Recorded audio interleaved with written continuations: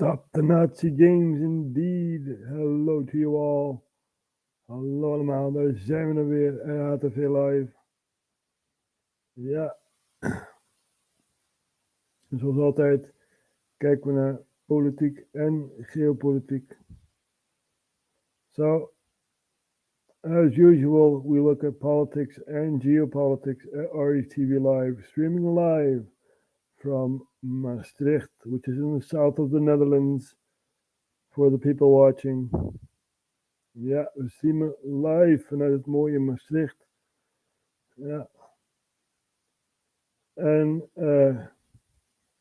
eerste ding wat we gaan zien is wat geopolitiek.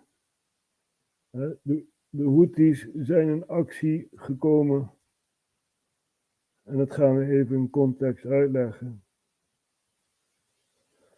We weten dat er in Jemen een groepje is, de Houthis, die daar de macht hebben in Sanaa. En die hebben ook macht over de Rode Zee.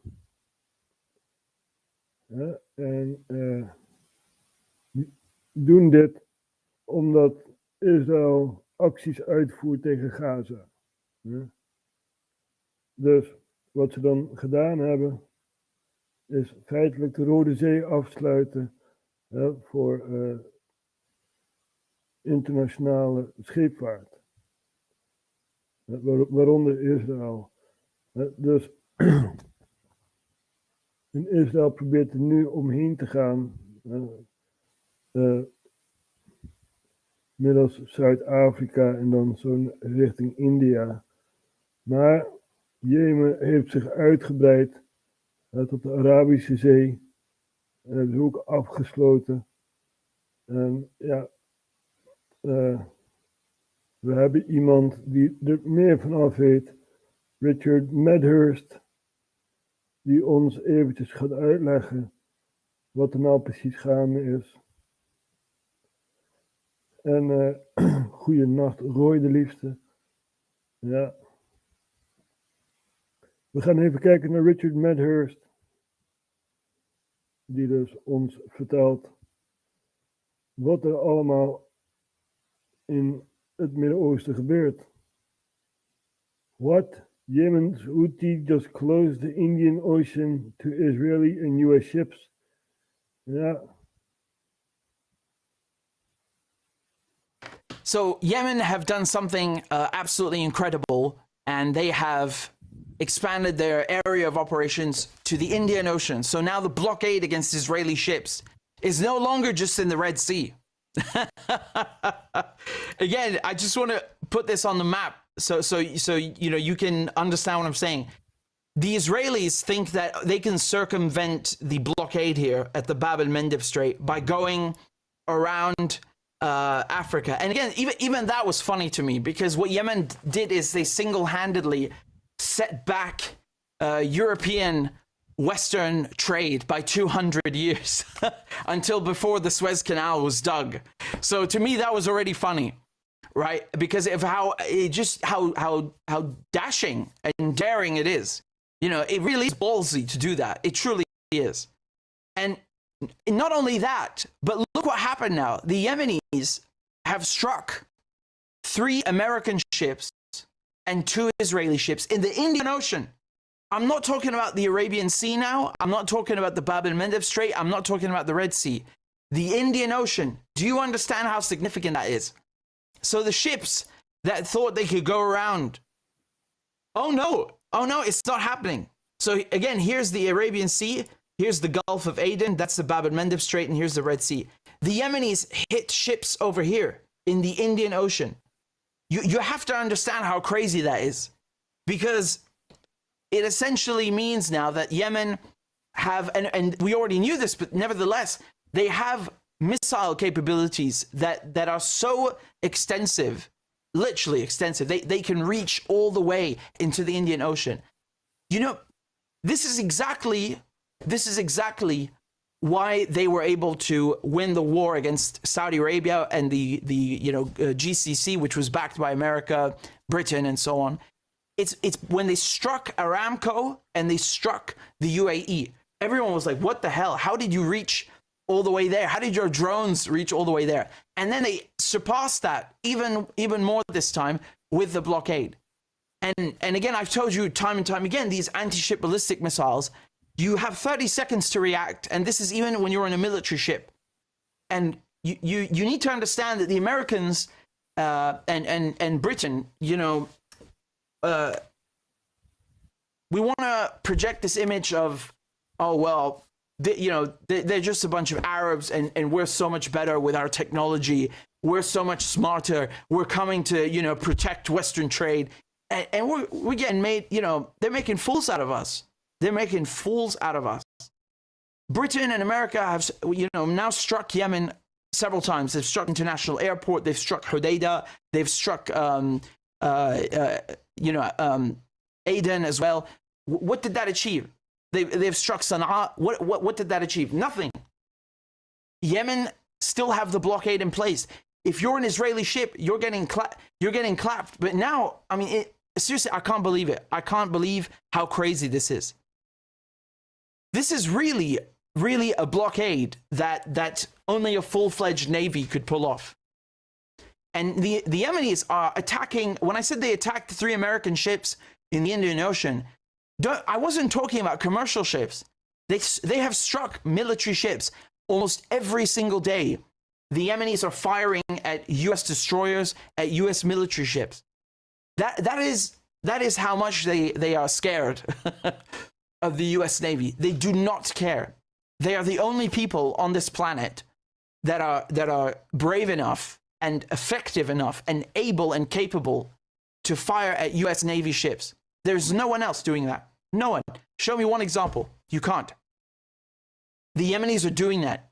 And it is so embarrassing that they're not talking about it on the news. That's how crazy this is. So once again, when we talk about Gaza, and I always talk to you about the multi-front war, this is what I mean. It's truly extraordinary from a political point of view, from a military point of view, from an economic point of view, because of how far-reaching the implications are of this war. The ripple effect is unbelievable. And I just want to remind you that Yemen are not interested in hurting innocent people who have nothing to do with this, because if they really wanted to blockade all ships, I mean, the prices of everything, of food, fuel, would all go up, right?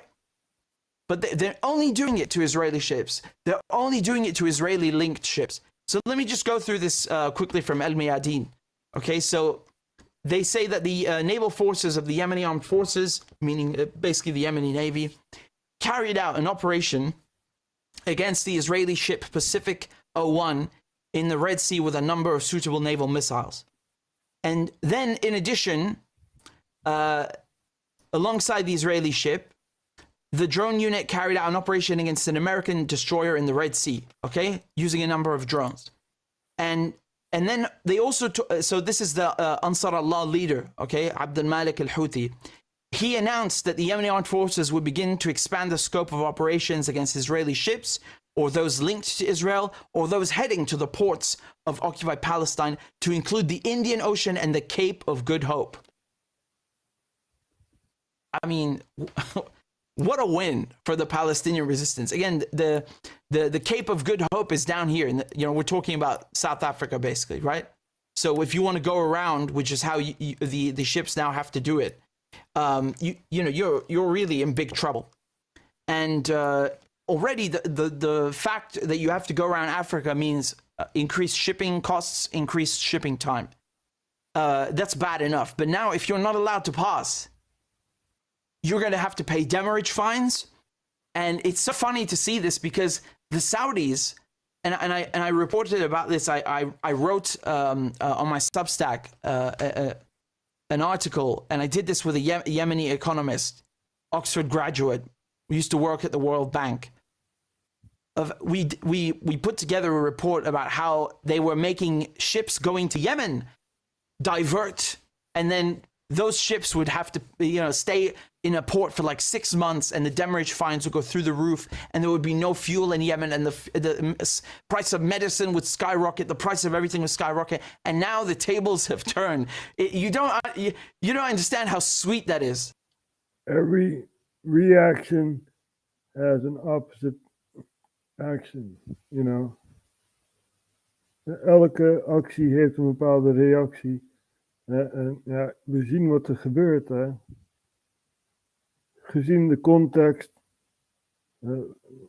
feitelijk heb je een proxy die de regering omver heeft geworpen. De regering is gevlucht naar Saudi-Arabië toe. En Saudi-Arabië probeert die regering weer terug te zetten. Terwijl eigenlijk de proxy heeft overgenomen. Hè. Ja, dus dit gebeurt allemaal, mensen.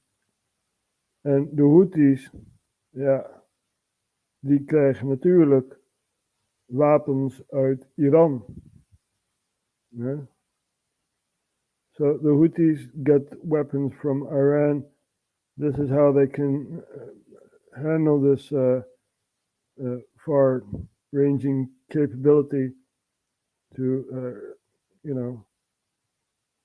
to fire off ships that are far from Yemen. So, this is all happening. Yep. And there's a lot more. A lot more. Sometimes you get like paralyzed seeing what's happening around the world,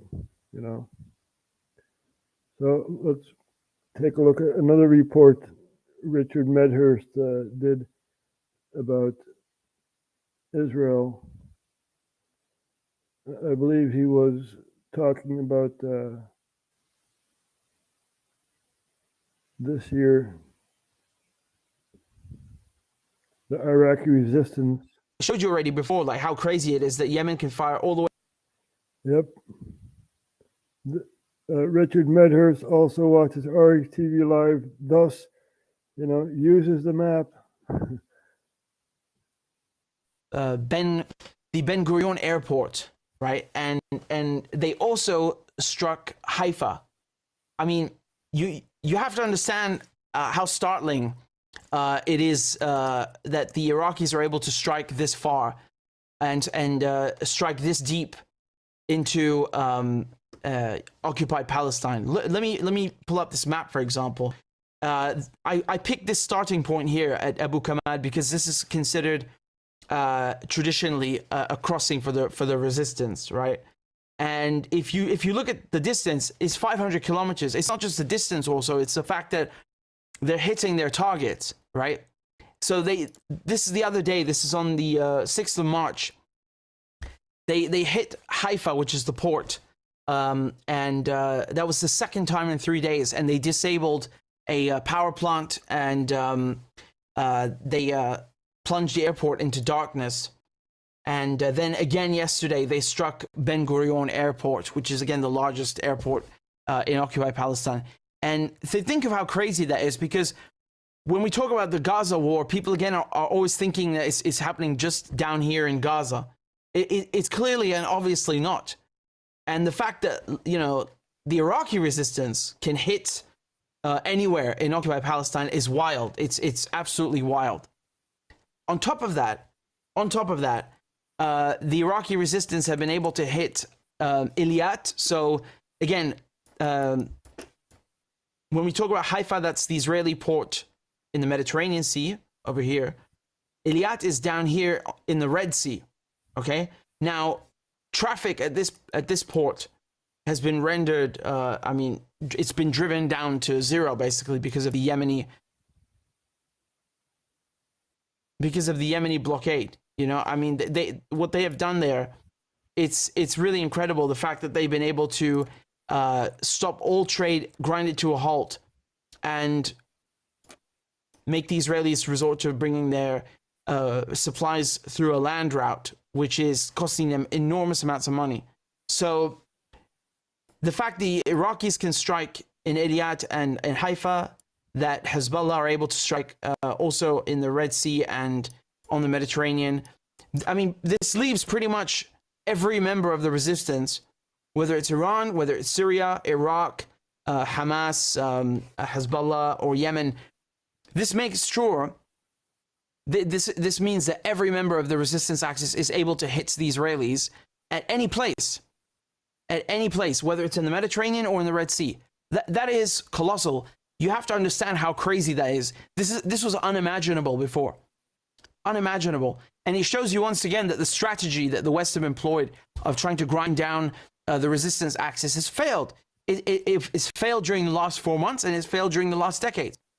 If anything, Hezbollah have even more weaponry now, more advanced weaponry, and they are able to operate that weaponry to great extents, right? To great distances and in a radius. How the tables have turned, huh? Yep. So this is all happening, right? Ja, mensen, lange afstandsraketten en zoiets. Ze hebben hun handen daarin en ze kunnen allerlei doelwitten gaan raken. En ja, dat gebeurt dus ook. Je hebt het bij RHTVLive gehoord, dat alle moslimlanden bij elkaar komen om Israël uit te schakelen. En we zien het langzaam gebeuren. Ja. Dus ja. Wie wint de oorlog? Kijk, binnen Israël, de Gazastrook, dat hebben ze misschien wel gewonnen. Maar daarbuiten, ja, grote oorlogen. We hebben dus Hezbollah, die meer dan 100 raketten afvuurt in de Golanhoogte. En ja, dat is al erg genoeg. Maar de Golanhoogte, dat zit in handen van Israël. Er wordt gezegd van de Krim, dat is een annexatie van Rusland en noem het maar op. Maar als we gaan kijken naar waar de Golanhoogte nou precies ligt, ja, dan zien we dus dat het in Syrië ligt. Ja. Hier, je ziet die stippenlijnen hier zo. Dat stuk is de Golanhoogte. Ja, en dat heeft Israël dus geannexeerd. Donald Trump zei, ja, dat is voor jullie. En ja, daar zitten ze dus nu te vechten. En dan heb je dus Hezbollah, die zich weert en meer dan 100 raketten afvuurt in dat gebied. En Rusland, die zou dus Syrië gaan verdedigen in de proxyoorlog tegen Syrië. Rusland gaat daar een militair basis installeren in de Golanhoogte. Ja, en dan zullen ze ook Israël gaan weren tegen Syrië. Om te zien, de bevroren conflict in Syrië, ja, zo wordt het wel genoemd. De proxies zijn niet actief om Damascus omver te werpen, maar vanuit de Golanhoogte worden heel veel raketten afgevuurd op Syrië, op Iraanse doelwitten.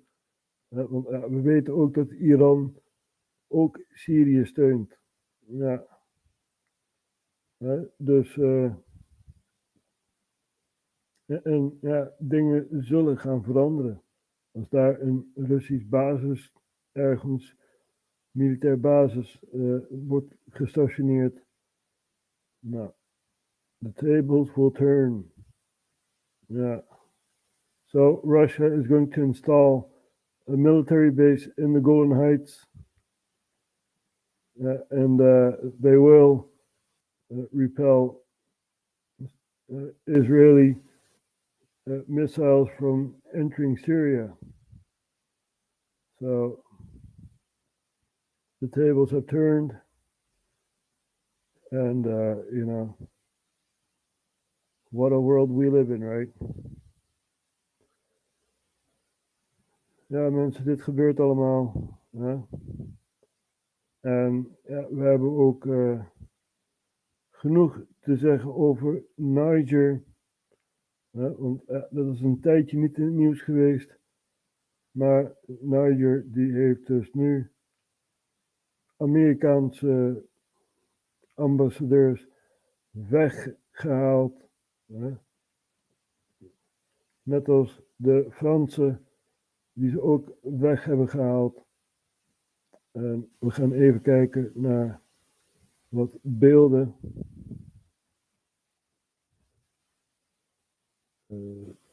Even opzoeken eerst.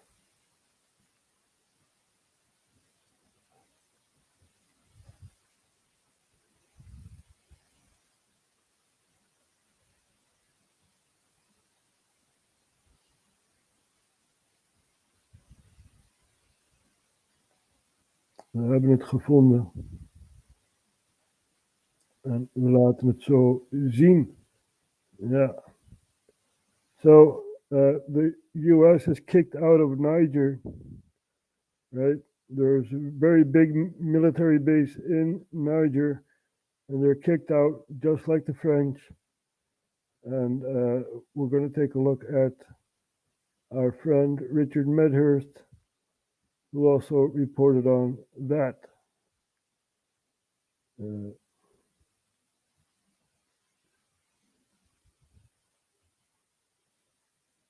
Niger kicks out American troops 6 months after evicting the French.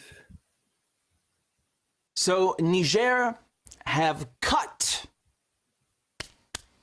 all military ties with the United States. Au revoir.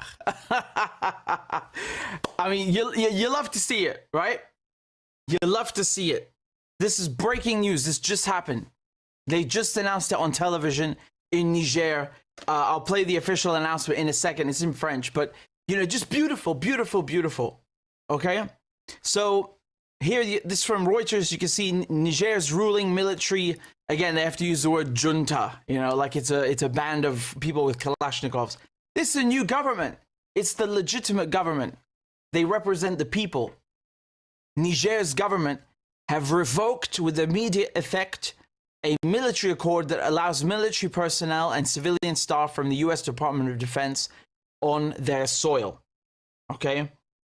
This decision follows a visit by US officials this week, which was led by Assistant Secretary of State for African Affairs Molly Fee, and it also included General Michael Langley, who is head of US AFRICOM.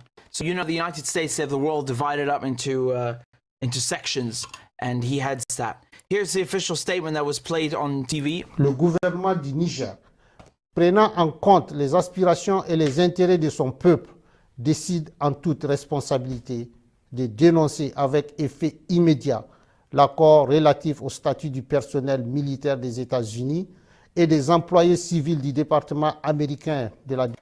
Right, so he's saying the legitimate government of Niger, acting with the interests of the Nigerian people in mind, has decided with immediate effect to annul the agreements with the United States.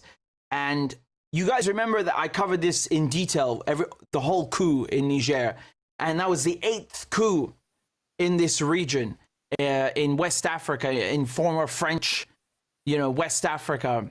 And yeah, we have Burkina Faso, we have Mali, right? We have Guinea, and a coup over there. in Niger, right? We have a coup in Gabon. We know. Thanks for helping out, Richard. And what they did is quite spectacular, because you have to remember, they've kicked the Americans out now, and they kicked the French out 6 months ago. You have to respect what Niger are doing here. This is such a victory. It's such a victory. It's a victory on epic proportions. Truly, a victory of epic proportions. Because for a country like Niger that was colonized by France, to kick out the former colonizer, or shall we say the neo-colonizer, and then on top of that, within 6 months, to then kick out the United States, who have,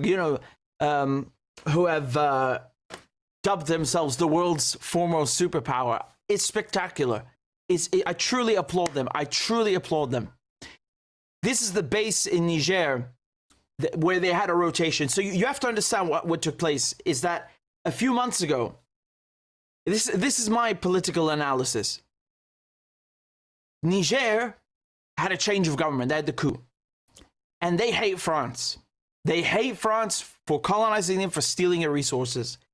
And for subjugating him. So what I think happened with the Americans went in, and we saw Victoria Nuland visit, and she basically bought time for the Americans.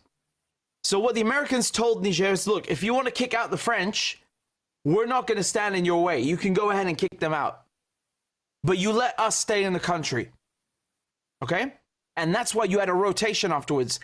They moved some of their troops. The Americans moved their troops all of a sudden, a giant convoy, all of a sudden. It's not random. This was agreed upon with the government.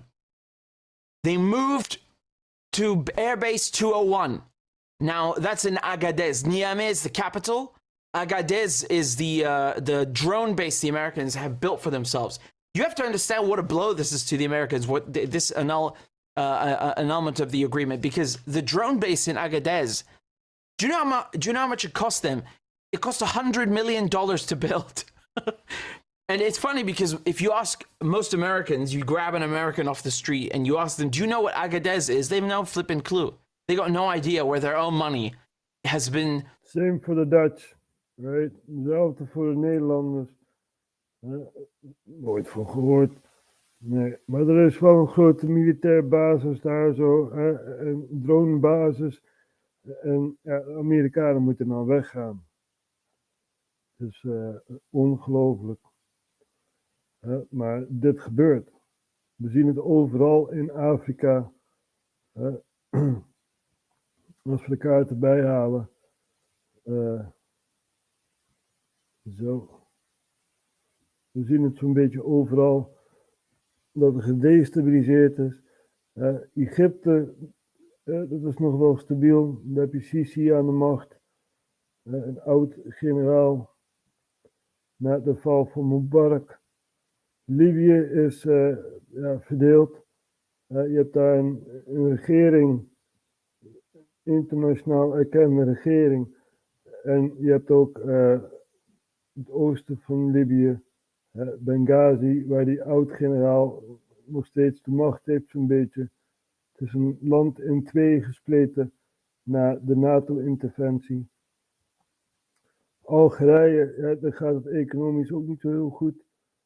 Tunesië net zo goed. En ja, Marokko, die zitten nog altijd met West-Sahara, die eigenlijk onafhankelijk wil zijn van Marokko. En daarin ligt een beetje het probleem. Mauritanië hoor je niet veel van. Dat is ook weinig op te melden, denk ik. Senegal, we weten dat de verkiezingen waren uitgesteld in Senegal. En we gaan even kijken hoe het daarmee zit.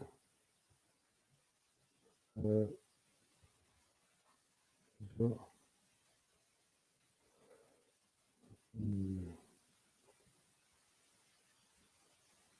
Gaddafi had inderdaad een ander plan dan wat Europa wou. Maar goed, Senegal, Dat hebben we ook belicht toen ze de verkiezingen gingen uitstellen. En volgens mij zijn er verkiezingen geweest.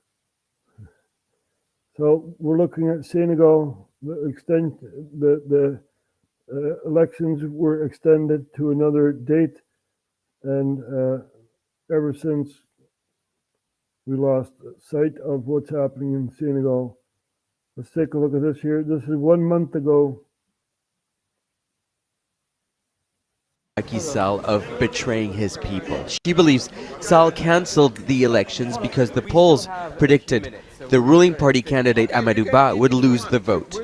The polls are awful. We know that he cannot win. This whole thing is he transferred what I call an internal political crisis and made it become a state crisis. Touré believes Sall actually wanted to run for a third term, but faced with widespread protests, he backed down. Ba is a close ally of President Sall. His campaign slogan, "To Continue Together," features the candidate in a chauffeur-driven car in the popular suburbs of Dakar. Not once does he leave the inside of his car. Critics say the wealthy former taxman is out of touch with young Senegalese voters. He seems too reserved and not open to discussion with young people. The problem is not Amadou Ba. He's a part of a regime that has been in charge for 12 years, and there has been a lot of pain and injustice. The young represent the majority of the electorate. Ba is hoping to win their support by talking about the major infrastructure projects initiated by Sall.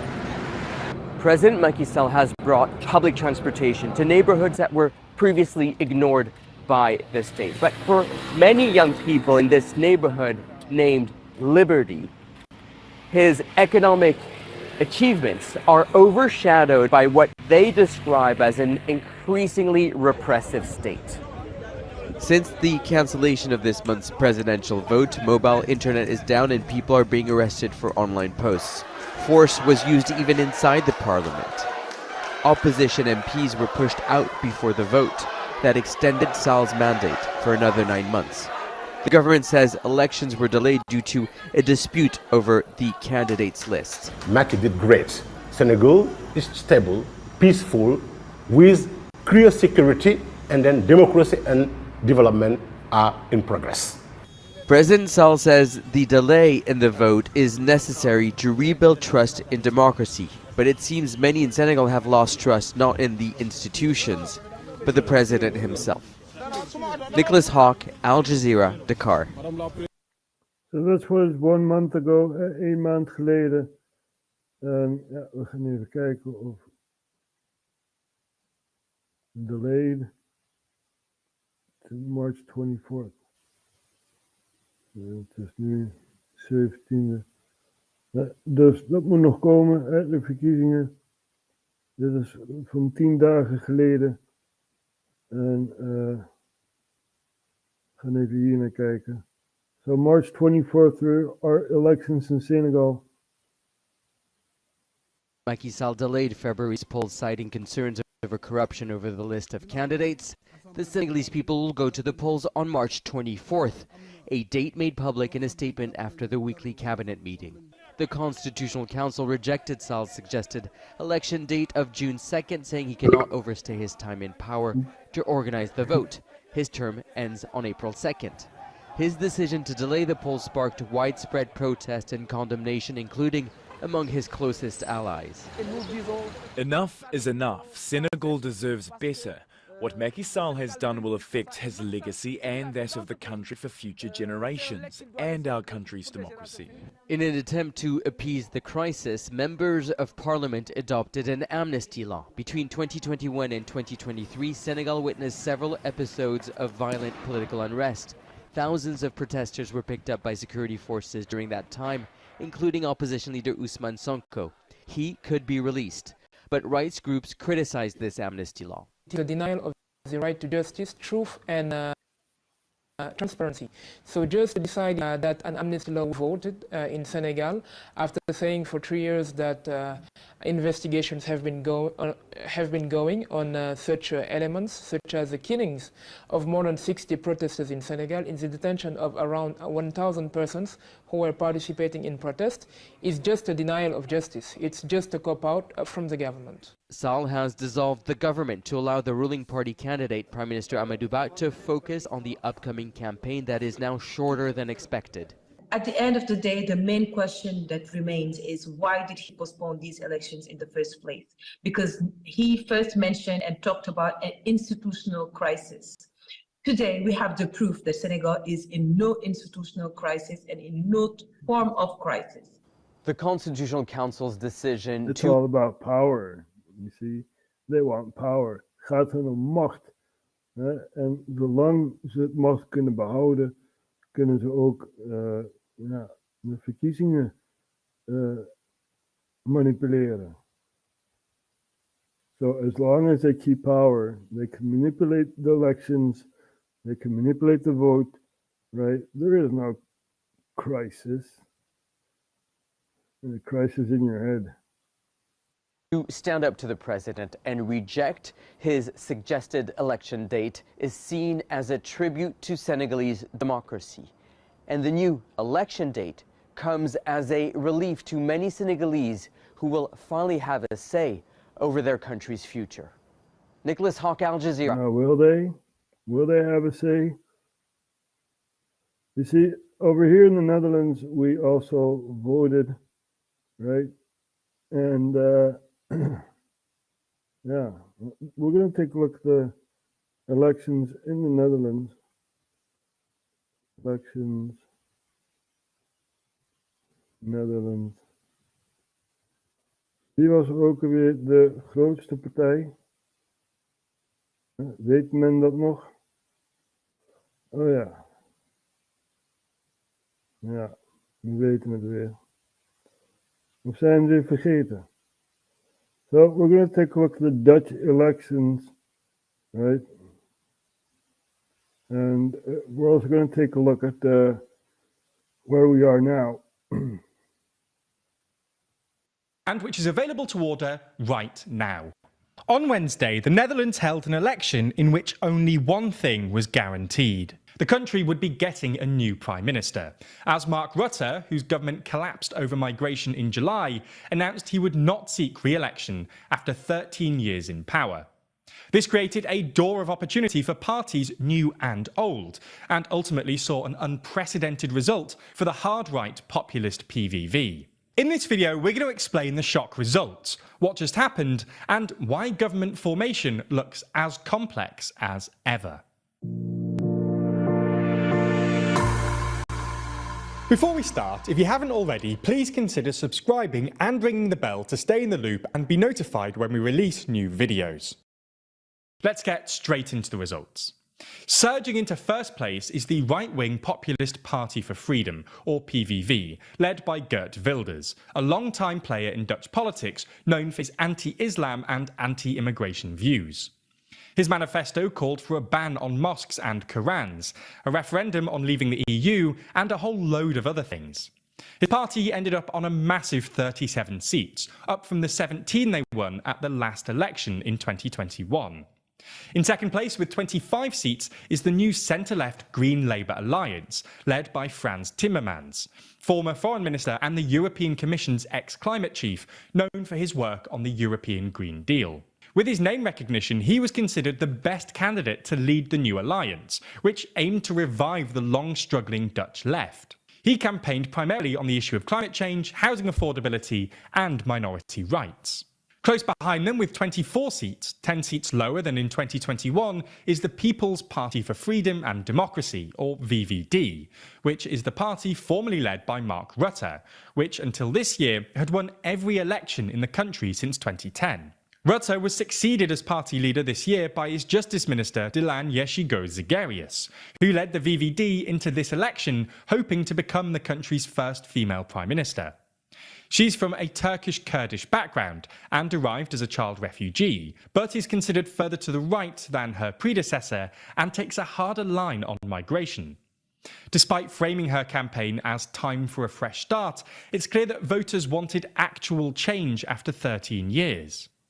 In fourth place with 20 seats is New Social Contract, a brand new party led by popular former Christian Democrat politician Peter Omtzigt, who came to prominence in part for his role in exposing the childcare benefit scandal, which brought down Mark Rutte's previous government in 2021.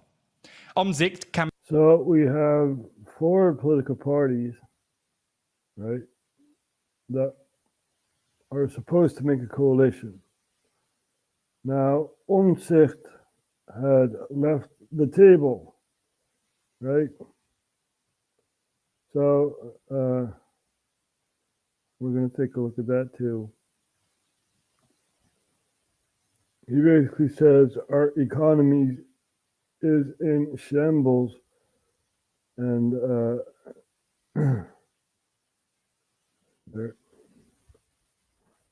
he steps out of the coalition, right?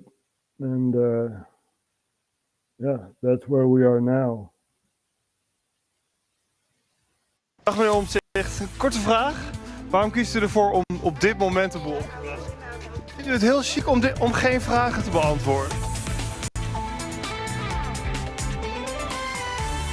En dan, nieuwe verkiezingen zijn zeker geen reële optie. Dat zegt Pieter Omtzigt over hoe het nu verder moet, nu het niet gelukt is met de formatie. Gisteravond zit hij aan tafel bij de talkshow Umberto. Hij benadrukt dat alleen deze ronde van de formatie voorbij is. Maar meer wil hij er eigenlijk niet over kwijt. So basically, the coalition partners are at this secret place, right? And Omtzigt says, the economy is in shambles. I'm going to leave. Bye-bye. And gets the limousine of the guy making the formation, right? Plasterk. And he goes to a hotel or whatever, you know, and then talks to the media. And this is from the hotel, I guess. Dag meneer Omtzigt, een korte vraag. Waarom kiest u ervoor om op dit moment de boel op te blazen?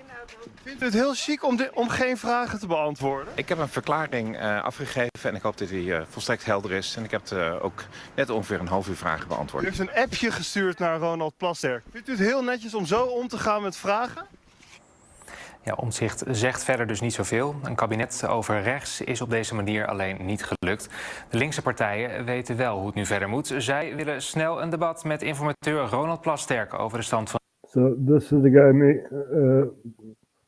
forming the coalition, right? Plasterk. Even though Plasterk is gone, there's a new guy, Kim Putters, and he's gone too. Van zaken. Vandaag roepen ze hem daartoe op. De partijen willen vooral ook duidelijkheid over de financiële tegen... So the left-leaning side of the Netherlands sees this as an opportunity to grab power, right? Because the right side has failed. Ja mensen, we hebben Timmermans op de loer. En ja, er voorspelt niet veel goed voor Nederland.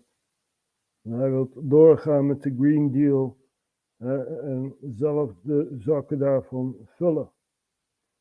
Ja, daar zijn we zeer, zeer tegen. Maar goed. So, Timmermans wants a Green Deal to pass in the Netherlands. And, you know, he can fill his own pockets with that Green Deal. So, yeah, we have a power vacuum in the Netherlands, and the cabinet is still not formed, right? Are we paying attention? Well, I am. And I'm trying to explain what's going on here.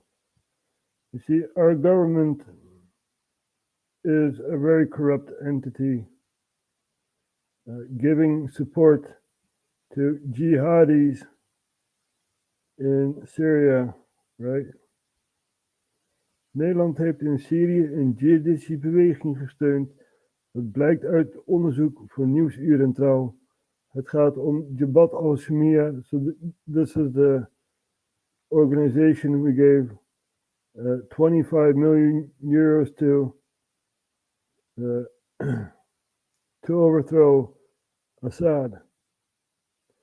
And we gave cars, we gave food, medicine, communication devices, tents, uniforms, and we also trained these jihadis. So that is the state of our government. We used to be a neutral country, you know, many peace deals were made, but now we support one side of the war. And now we have Prime Minister, demissionary Prime Minister Mark Rutte saying, you know, that he's maybe going to be the General Secretary of NATO. So we have that going on too, right? And yeah, very, very sad thing to see, because Europe is basically losing the war, right? We look at Africa, Niger, Mali, Burkina Faso, those countries kicked out the French. Algeria is also going that way, right? Trying to cut off the French, you know, so this is all happening as we speak. We also have two regions in Russia that were attacked, Belgorod and Kursk region. Belgorod. There. These regions were attacked by Ukraine, and they basically fended off the Ukrainians as best they can. And also Kursk was attacked. And let's see if we can find some images of the Kursk region where oil fields were basically attacked. And let's see if we can find it.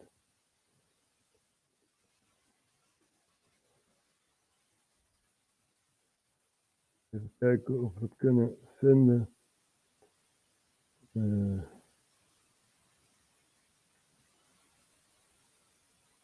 Let's see.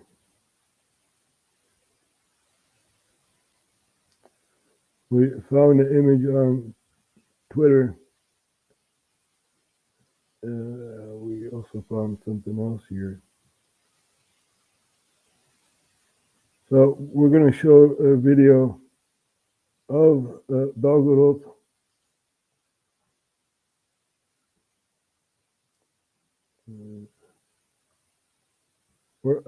Kursk. This is Kursk. So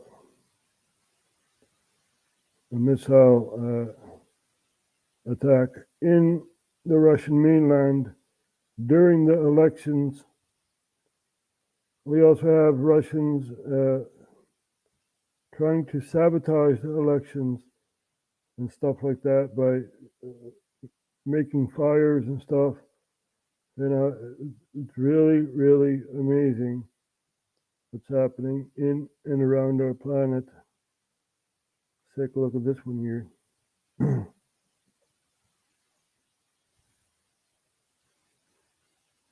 Nope, we have no sound. This is all happening, people. So, yep, I'm not making this up, right?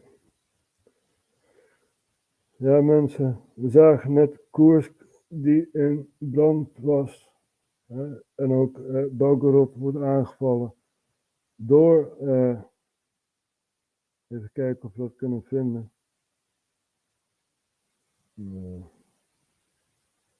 Belgorod.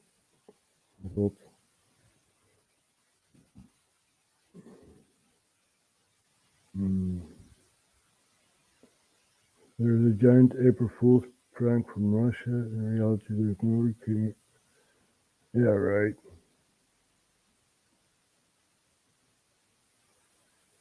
Oh, well.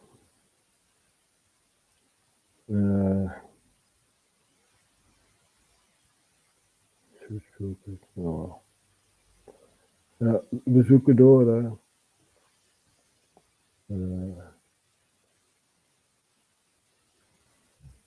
So.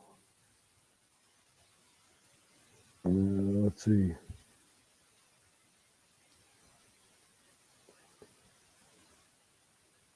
De witte vlag zou gehezen moeten worden, eigenlijk wel. We need to raise the white flag, right? 1st of January 2024. Shelling killed 21. Let's see what else we got here.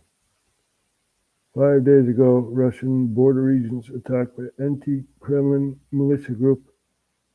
Here. Attacks in Russia during the Russian invasion of Ukraine. Wikipedia. 6 wounded at cross-border attacks. It's February. Oh well. Ik zag het voorbij komen ergens. Very sad this is happening, right? We do not want war. Pro-Ukrainian Russian force claims cross-border attacks in Russia 4 days ago. Yeah. 3 days ago. Moscow Times. Are we allowed to show that? Who cares? There you go. I trust the Moscow Times more than CNN. So 2 people had died and 19 others were injured on Thursday in western Russia's Belgorod region as the country faced widespread drone attacks for a 3rd day in a row, officials said. Yeah. So this is all happening, right? We do not want war. We want peace. Raise the white flag. We want peace. Right? We willen vrede. We willen geen oorlog. En we willen zeker niet betrokken worden in een oorlog. We do not want to be involved in a war. We should be a neutral country, but we aren't anymore. Right? So this is all happening, people. And it makes me very, very angry and sad.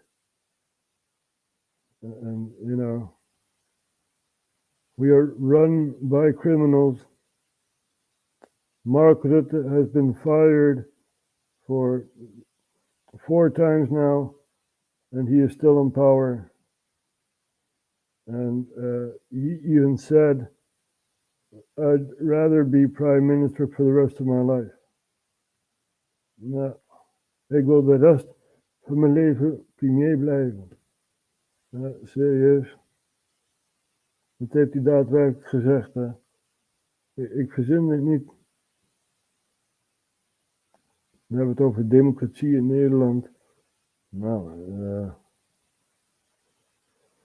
denk het niet hoor. Maak je borst maar nat. Rutte gaat niet zomaar weg. En die geeft zeker niet de sleutel aan Geert Wilders. Dus ga daar maar niet vanuit. Hier hebben we een oud artikel van onze minister-president, onze demissionaire minister-president, die dus een vaasje in zijn handen heeft. We weten nog, een brief aan alle Nederlanders. Nederland is een vaasje, het is breekbaar heus. Ja, dat weten we nog wel, hè. Provinciale staten, ik wil best de rest van mijn leven premier zijn. So this is the elections on provincial level, right? And our prime minister said, I want to be prime minister for the rest of my life. Premier Mark Rutte heeft nog altijd volop zin in een nieuwe verkiezingscampagne.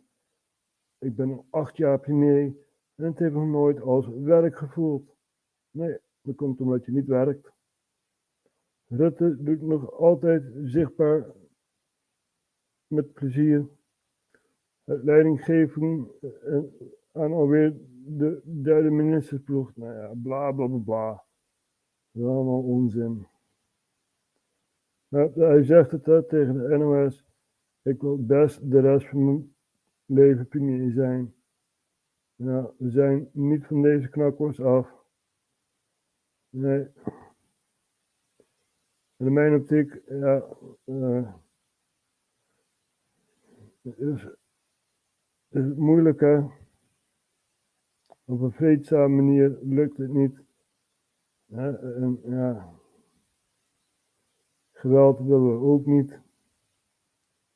Maar we willen wel een beter Nederland. Ik althans wel.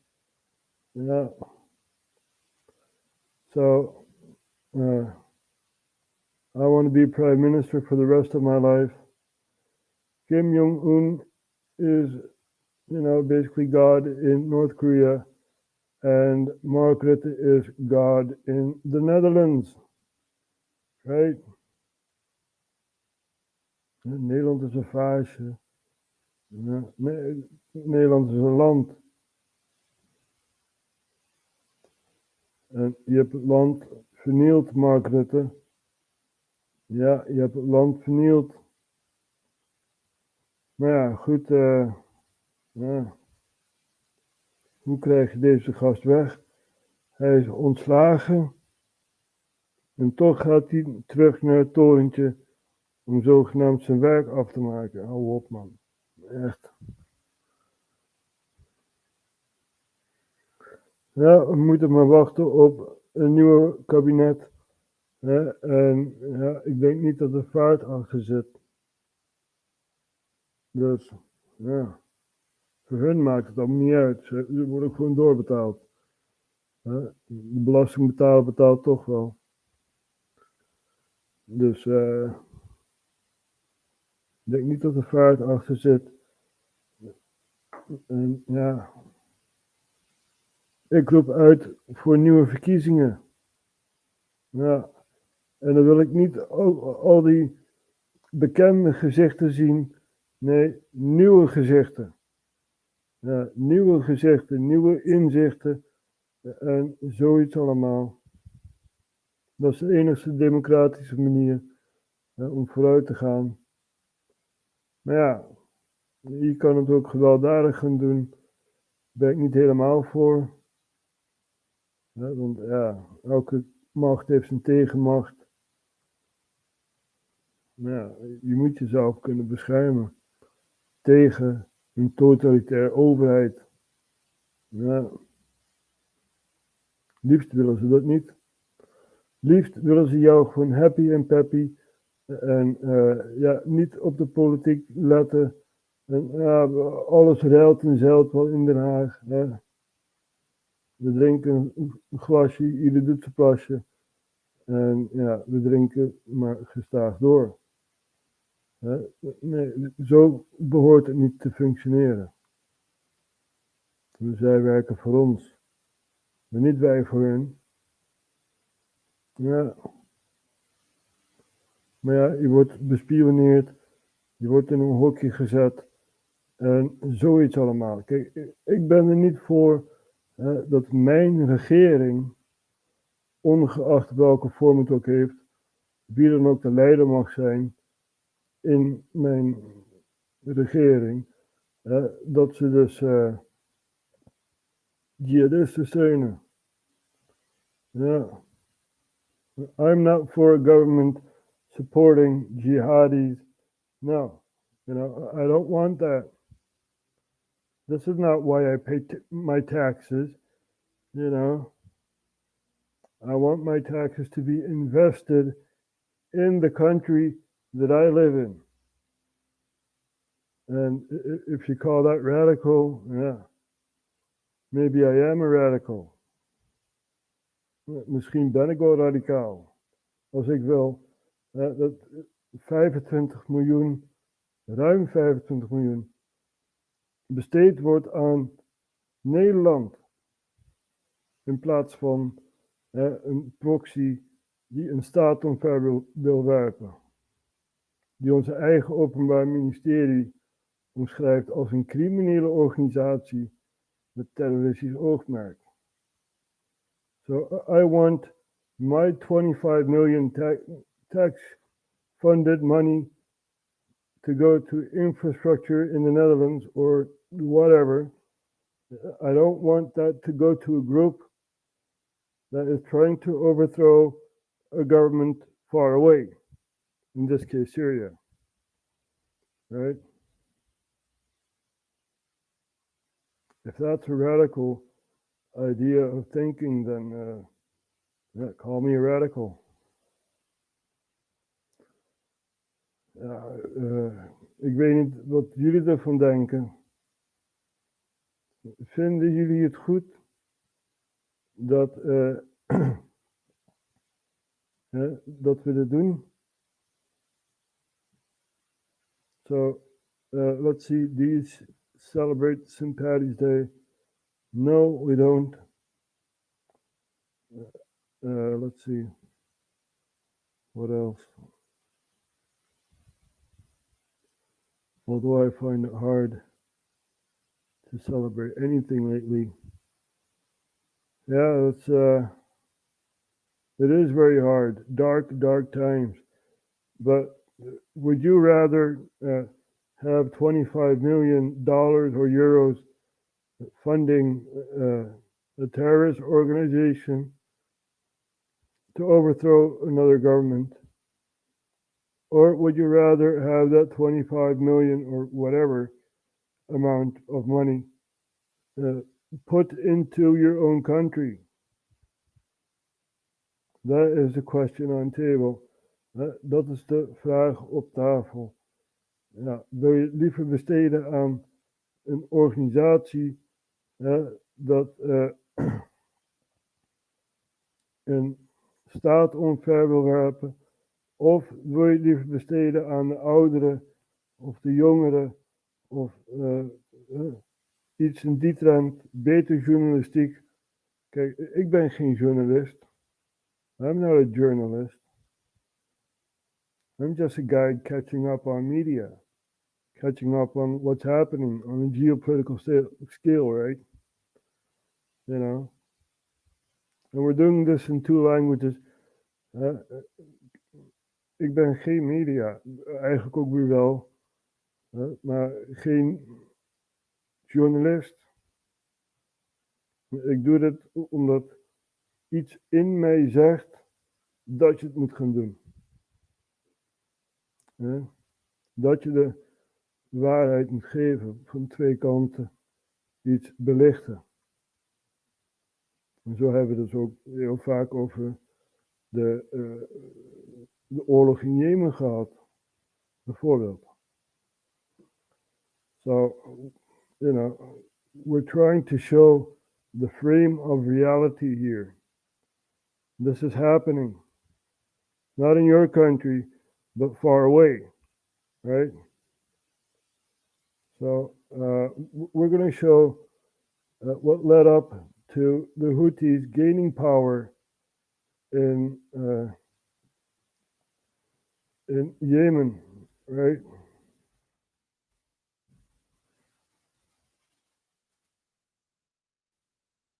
Wait a minute.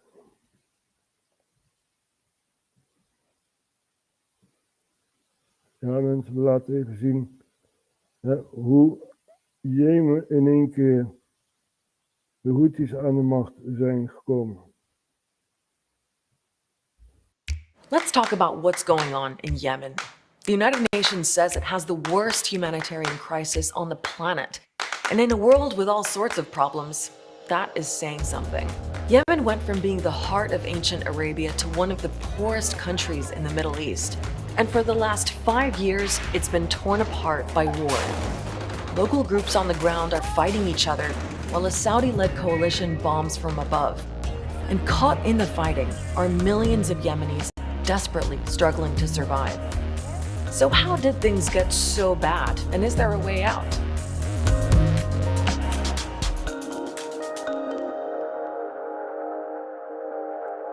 I'm Sandra Gottman, and this is Start Here, Al Jazeera's brand new show where we break down all of the big stories from the fast-paced and often confusing world of news.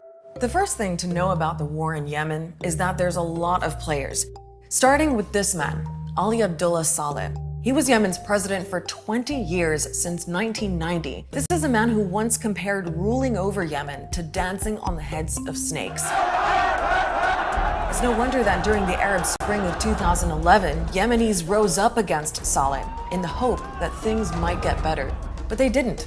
And this is where the next big player comes in, Saudi Arabia. Saudi Arabia is the most influential member of a club of countries known as the Gulf Cooperation Council.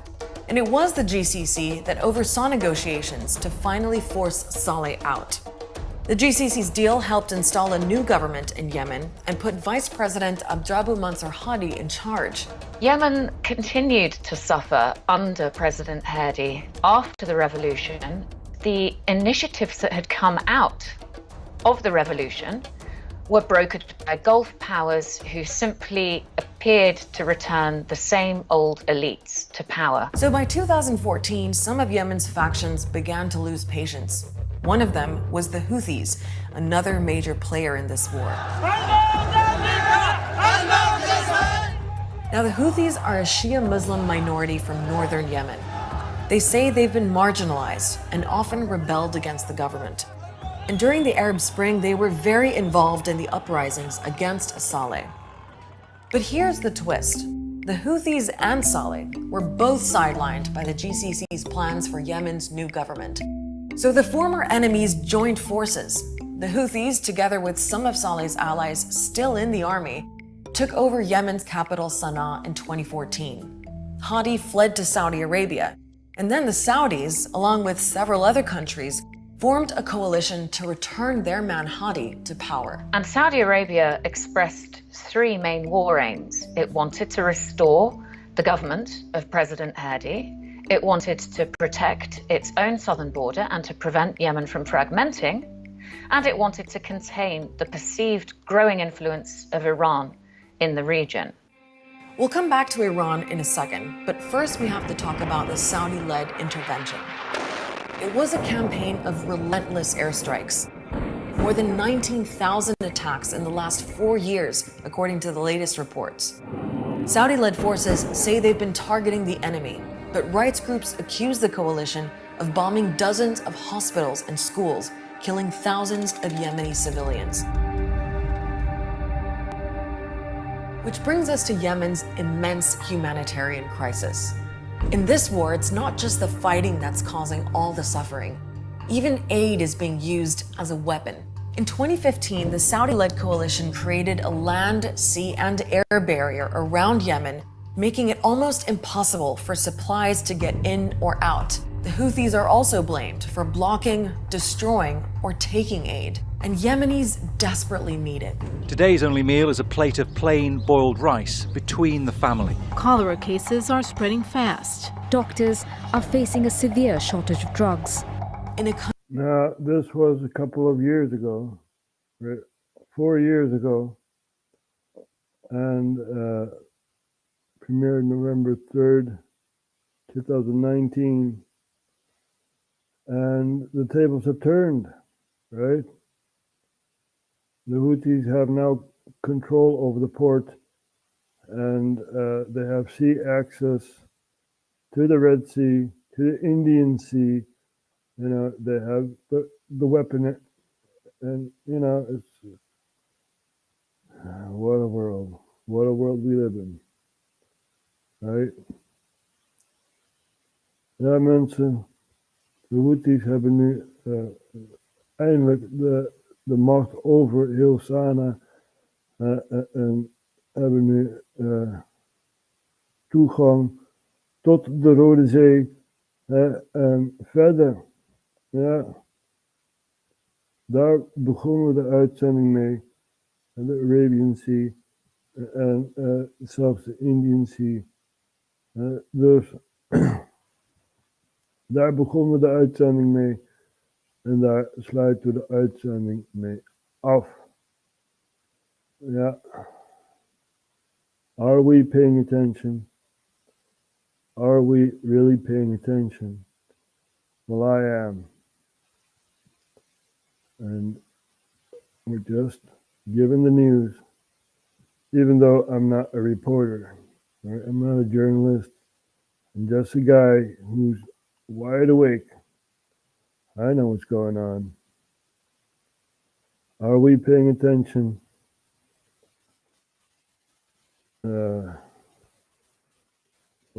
This is also a very cool song.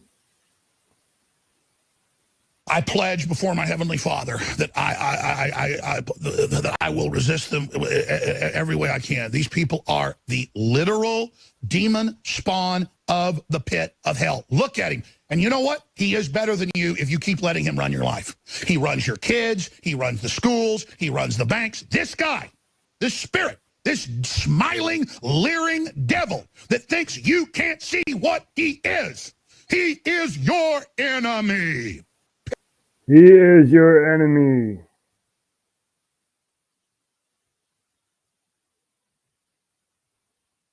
Alex Jones is the single most censored man in all American history. Deplatformed. Alex Jones was deplatformed before it was a term. He joins us now in our studio. I see you, enemy. You are my enemy. He is your enemy. I see you, enemy. So we thought it'd be interesting to start with a series of on-tape predictions that you made, some of which are so precise and so prescient that makes the hair on my arm stand up. This guy, the spirit, this smiling, leering devil that thinks you can't see what he is. I see you, enemy, enemy, enemy. You are my enemy. He is your enemy. And I swear total resistance to you with everything I've got. You don't think I don't see you, Stelter? I see you. You understand me? I know what you think of me and my family. I see you right back. You understand that? You understand that, Stelter? I see you, enemy. You are my enemy. He is your enemy. I see you, enemy. So people say, well, why is he so angry? Well, it's because he's literally trying to take us off air, literally taking our sponsors. I see you, I know what you're doing. So I'm pissed off at him. And so there he is, all sweet, liberal, and cackling and laughing, but he's really an agent of anti-American totalitarianism. He was the front man of that, and I wanted to simply say, you're right. This uncircumcised Philistine, who does he think he is? Think I don't see you, Stelter. I see you. You understand me? I know what you think of me and my family. I see you right back. You understand that? You understand that, Stelter? I see you, enemy. You are my enemy. He is your enemy. I see you, enemy. What's interesting is, after dinner, you and my producer called Stelter. What was so interesting was he was very kind of syrupy sweet with you. That's why I was sarcastic and told him I wanted to date him. You did. In fact, the exact line that you had was, Brian, I'm not usually gay, but I want you. You've been very clear in a very direct, pretty masculine way, I would say, about how you feel about Brian Stelter. There's not a lot of confusion about your views on Stelter. And he seemed a little bit, I'm not saying he's open to it or whatever, but he wasn't shocked by it. He's like, give me your phone number. Think I don't see you, Stelter. I see you. You understand me? I know what you think of me and my family. I see you right back. You understand that? You understand that, Stelter? I see you, enemy. You are my enemy. He is your enemy. I see you, enemy.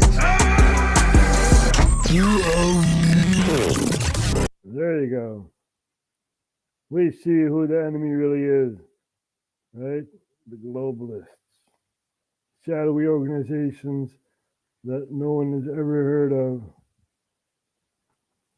But we are putting it in the foreground, right? The Bilderberg Group, the Council on Foreign Relations, Trilateral Commission. Let's put a cherry on the top, right? Let's take a look at Biden bragging about Ukraine. That's also interesting. Bigfoot brags about Ukraine. There we go. Now take a good look at the background, right? Hey, did they cut that off? Well, Margaret Warner, I see you with the microphone. Thank you. Hello, Mr. Vice Hey, President. Margaret, good to How are see you. My question is, should we actually be going on you offense? see the Council on Foreign Relations, right? Oh, Russian cyber attacks. That was a scam. But let's take a look at the background here. The Council on Foreign Relations. It's a steering committee, a lobby group, right? Talking about geopolitical stuff that not many look at. But we do. We do. So we're paying attention. We see the enemy, right? I thank you all for watching, and